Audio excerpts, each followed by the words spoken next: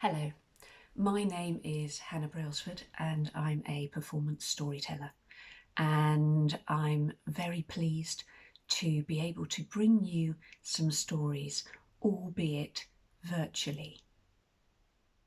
I have to say this is rather strange for me. I normally can see my listeners and interact with them directly, and I'm also a very physical storyteller, so being quite static is a new thing for me. So bear with. I would like to share with you a little story that is one of my favourite stories that I often tell in schools. You may well know it. It's a tale from Greece, but I'm sure it has travelled to many other countries and found its own adaptations. It's an Aesop tale, and it starts in a wood.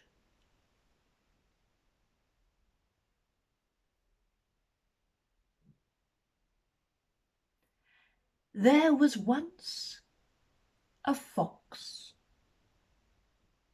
A fox who was very hungry indeed. Oh, it had been a long winter, and now spring had sprung. He was desperate to find something to eat. But whereas you may think that the thing that our fox would have liked most to have had as a wonderful spring tea may have been a rabbit, or a stray chicken, or anything with a bit of meat about its belly. Not this fox. Now you see, he had been hungry so long that he just wished for his favourite thing. And his favourite thing did not have fur or wings. No, his favourite thing was cheese. Oh, he didn't care what type of cheese. Right now he would have had brie or camembert or Edam. But that morning, as he walked out into the wood in the spring sunshine,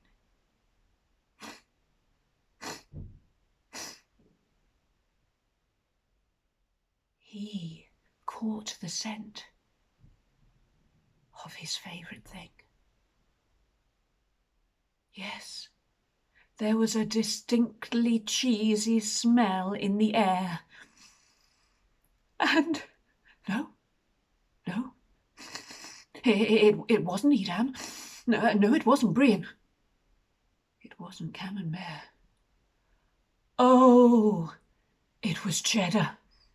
Cheddar cheese. It made him go weak at the knees just thinking of a piece of cheddar cheese. Oh, where could it be? Where could this cheese be? Well, he continued to wander through the wood, letting his nose lead him to where the cheese might be. And then suddenly, the smell became overwhelming, intoxicating, and there he stood before the great old oak tree. And there, way at the top of the tree, was a huge chunk of cheddar cheese. But it was in the beak of Crow. Well, Fox got on quite well with Crow, and so he stopped and politely addressed Crow. "My friend Crow, what a wonderful spring day! What a wonderful day to take in the fresh air of the wood. I see you have some cheese, Crow. I don't suppose you'd share a little with me. Perhaps drop it down here on the path below. You know, as we're such good friends, Crow. Well, Crow looked down at Fox, and she simply shook her head with a no. Fox suddenly realised this wasn't going to be easy. Perhaps the last time he and Crow had met, he hadn't been so civil. No, he was going to have to work for this cheese. But how? How to get Crow to share the cheese? He walked around the tree and then came back to the spot that he'd occupied before and looked once more up at Crow. I can see why you wouldn't want to share your cheese with me, Crow. After all, cheese is such a delicacy. But you must understand, Crow, I have been so hungry for so long, and I would ask just this once,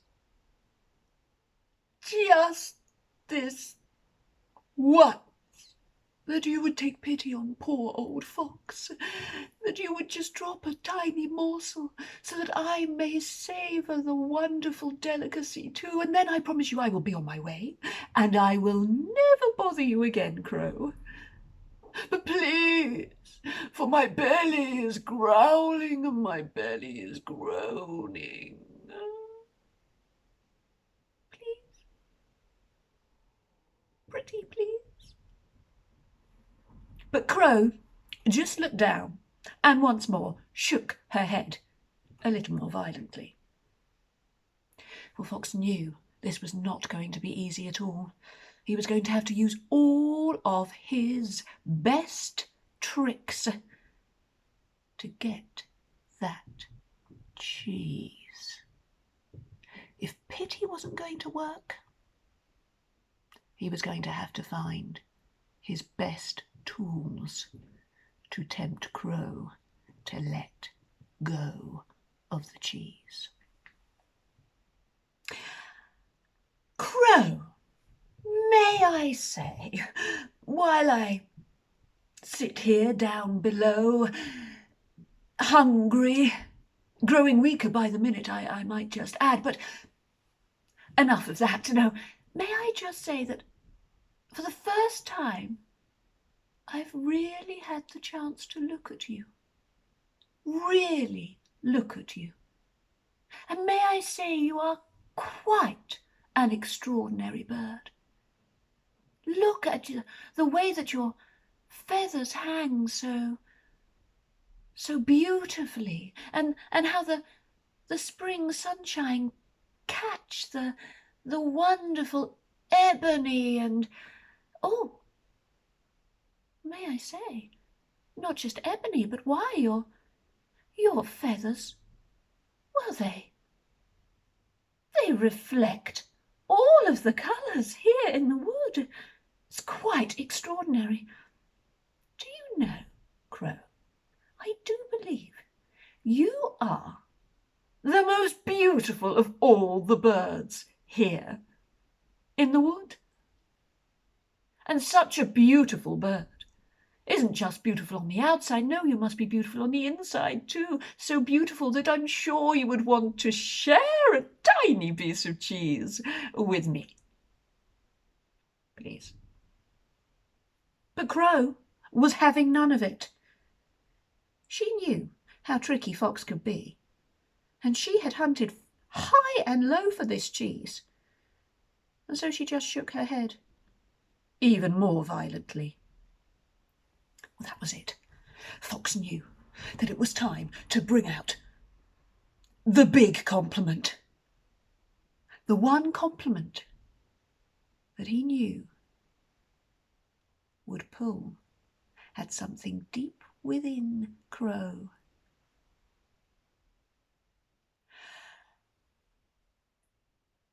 Crow, do you know, I have been all winter long stuck in my den, and the one thing that has got me through has been you, Crow. Yes, I feel this is the time to let you know that, Crow, every morning as I woke in my den, hungry, weak, I heard you, Crow. I heard you sing. And I've got to say, Crow, it was a marvellous thing. It got me through the day. So now while I sit here, weak, a shadow of my former self, I wonder, before I go, would you do me the honour of just singing one little tune to me? Please, Crow. Let's have no more talk of cheese. Just a song for me.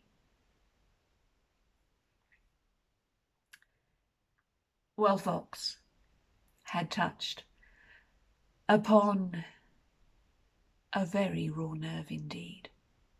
For you see, Crow was constantly being told by all of the birds in the wood to be quiet, for her song was far too noisy and far too harsh upon the ears. And so now to hear Fox ask her, Crow, to serenade him, well, she forgot all she'd ever learnt about how tricksy foxes can be. And she started to feel rather wonderful. And so she ruffled her feathers, and she stretched out her neck. And rather than shaking her head violently in a no, instead she opened her beak and began to caw. Crow.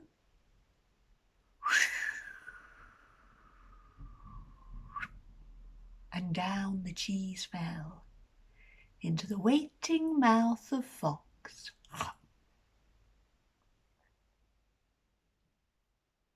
Thank you, Crow. Thank you, my friend.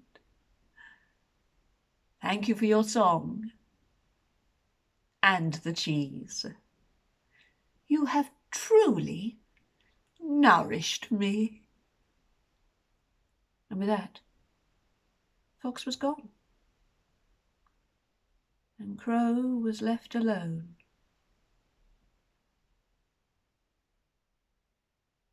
Realizing how silly she'd just been.